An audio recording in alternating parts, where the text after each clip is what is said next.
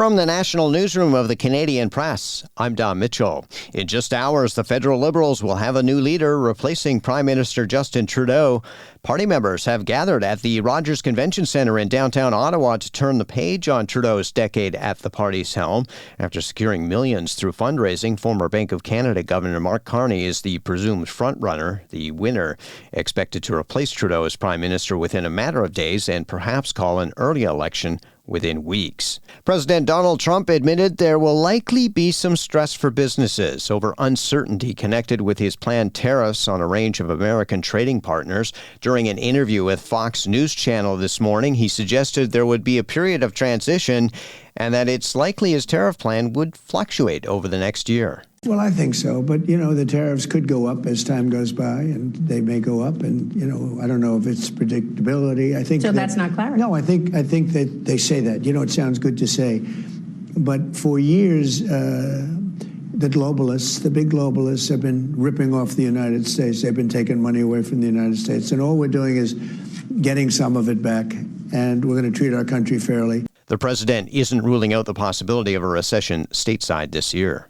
Meanwhile, Canadian farmers are bracing for what could potentially be a big hit from China's sudden retaliatory tariffs taking aim at canola, pork, and other food commodities. The president of the Canola Council of Canada is characterizing the tariffs as prohibitively high, and the fallout will be felt across his industry. Chris Davison says China is a top market for Canadian canola and represents close to $5 billion in export value. Beijing announced their tariffs on select Canadian farm imports in response to Canadian duties levied back in the fall against Chinese-made electric vehicles, as well as steel and aluminum products. Authorities say a plane with 5 people on board crashed Sunday afternoon outside an airport in suburban Pennsylvania. The small craft went down around 3 p.m. just outside the Lancaster Airport in Manheim Township, according to local police officials.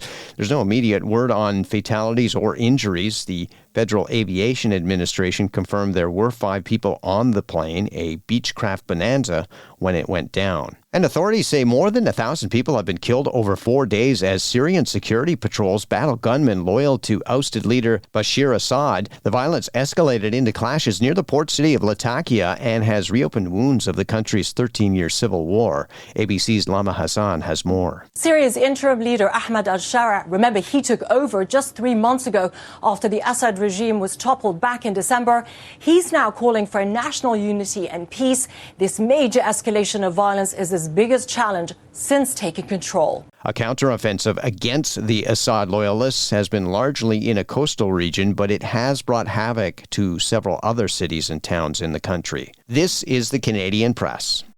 In sports, 8 games in the NHL today with 2 Canadian teams on the ice. The league-leading Winnipeg Jets, winners of 2 straight, will visit the Carolina Hurricanes. Elsewhere, the Vancouver Canucks will be aiming to win their 3rd in a row when they host the Dallas Stars, who lost in Edmonton last night 5-4. Meanwhile, the Toronto Blue Jays scored 6 runs in the top of the 8th inning to beat the Tampa Bay Rays 13-9 in spring training action. The Blue Jays improved to 9-6 in Grapefruit League play. Myles Garrett is staying in Cleveland after the Browns gave him a record 4-year deal that makes him the highest-paid non-quarterback player in NFL history. The Associated Press reports the 4-time All-Pro edge rusher's deal will pay him an average annual salary of $40 million U.S. And the Buffalo Bills have made the long-anticipated decision to release Von Miller, parting ways with the aging edge rusher whose contract proved to be too expensive for his dwindling playing time and production.